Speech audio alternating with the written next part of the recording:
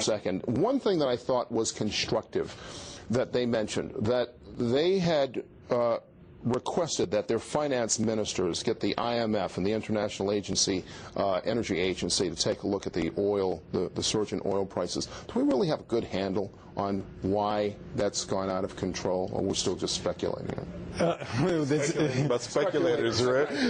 No pun intended. Yeah, no, I would say we don't have an agreement, at least among economists or probably among journalists either, you know, as in terms of what's been driving the price so quickly. I mean, that's the thing to me. If you look at the evolution of the price of a barrel of oil, yes, it was, you know, $20, $30 back a few years ago, and it's bumping around 140 now. But that increase has been fairly gradual up until about a year ago, and then it just spikes up.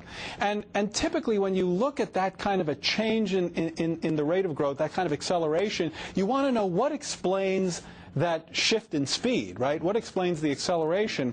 I don't know that anyone has found a good answer for that. So we start casting about. We think maybe it's speculation. One person made an argument that I thought was at least somewhat compelling, that that's what happens when supply becomes very tight, that all of a sudden you can have spikes like that in price because you're right at the edge of your supply capacity. There may be something like that. The other thing that hasn't gotten enough attention is there are some estimates that the price of oil is now reflecting what's called a security premium based on fear that war could break out in perhaps Iran or other unstable areas of the oil-rich regions. Well, interesting. Your take?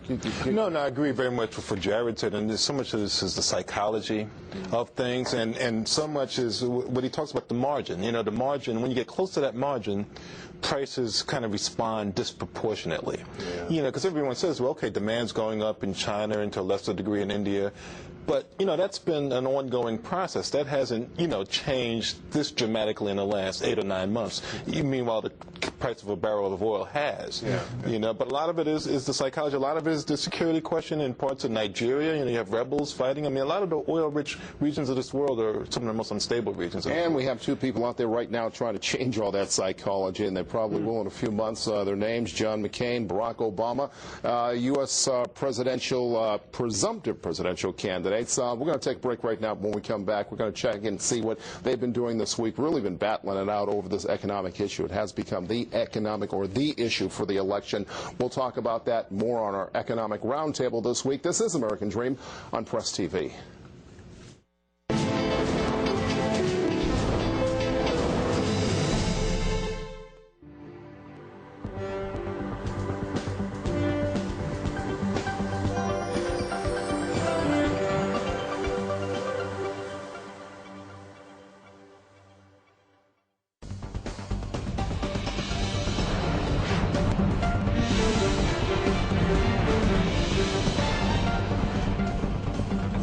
President Hamid Karzai blames Pakistan for a recent wave of violence, including a bomb attack on the Indian embassy in Kabul. Karzai accuses Pakistani intelligence agents of masterminding last week's attack, which killed 58 people.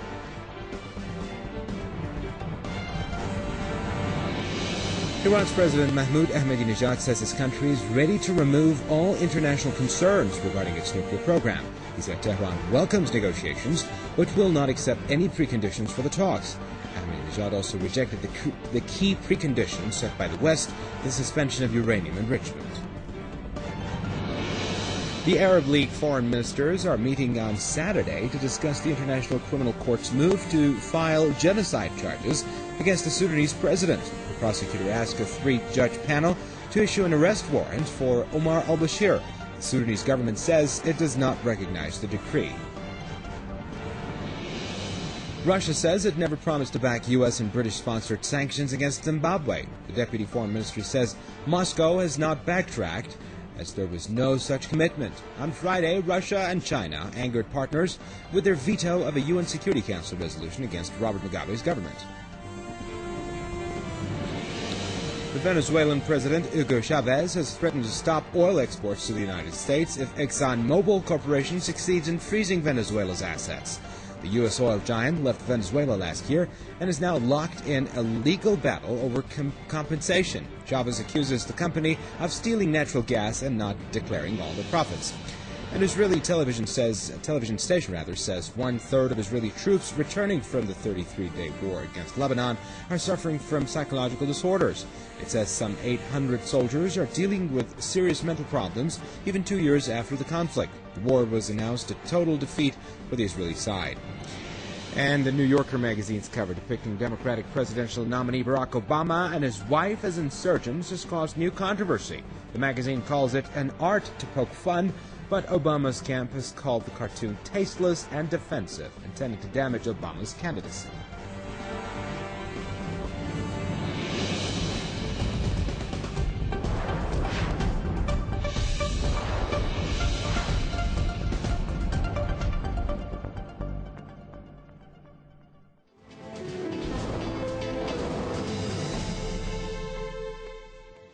And thank you for staying with us here on our Economics Roundtable for this week on American Dream with our guests Michael Fletcher of the Washington Post, staff writer with the Washington Post, Jared Bernstein with the Economic Policy Institute. Jared's also the author of this book called Crunch, Why Do I Feel So Squeezed? Been out for a couple of months. I was reading on the back of here, Jared, tell me about this. You say that this is economics for the rest of us. Right. Sort of a basic a book that almost anybody can get. Absolutely. I mean, the thesis of this book is that the economics debate going on in this country is a critically important one that too many people are not engaged in, oftentimes because they think economics, it's going to be crazy numbers and graphs and statistics that are just going to leave me cold, and so I'll just kind of throw my hands up and hope for the best.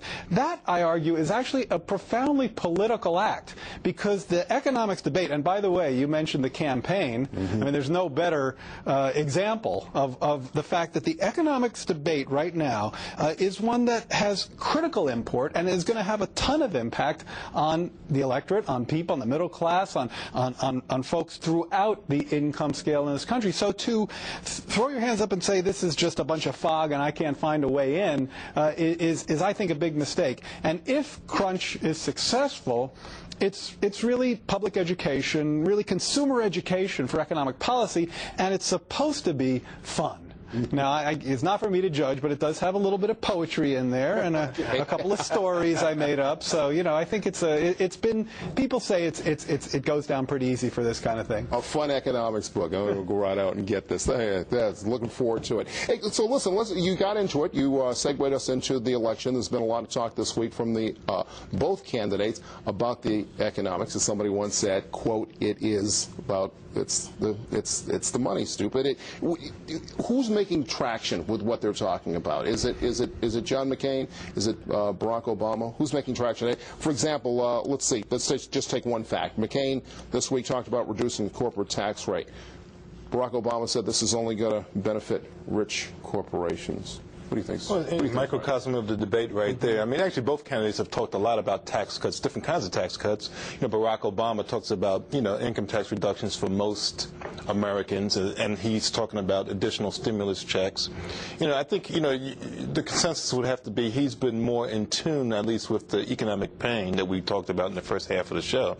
You know, John McCain flippantly, you know, early on made that comment in Michigan, you know, months ago, that he doesn't know much about the economy, and he's been trying to recover that ground ever since. And to the degree he has, he's kind of like almost embraced, the Mavericks kind of embraced kind of Republican orthodoxy when it comes to the economy. Tax cuts will get you there. And now he's become a bit of a deficit hawk as well, saying we need to reduce the federal deficit, you know, as one of the ingredients to get this economy going again. He's also talked about some kind of, you know, less sort of comprehensive health care reform than Barack Obama has talked about, you know, giving people some tax help in buying private health insurance. Mm-hmm. But he doesn't seem to be making much traction, particularly because he's on the backs of the current administration and keeps trying to separate himself from that. I think that's precisely what the Obama team would like to, that connection is one that the Obama team wants to make, and I have to say that it's a valid one. If you look at McCain's economic plan, it really does borrow very heavily and even doubles down in some way on the kinds of economic policies that we associated with George W. Bush. So, for example, one of the big debates in this town is, do you allow the Bush tax cuts? Remember, Bush has cut taxes really quite deeply, largely on high-income folks.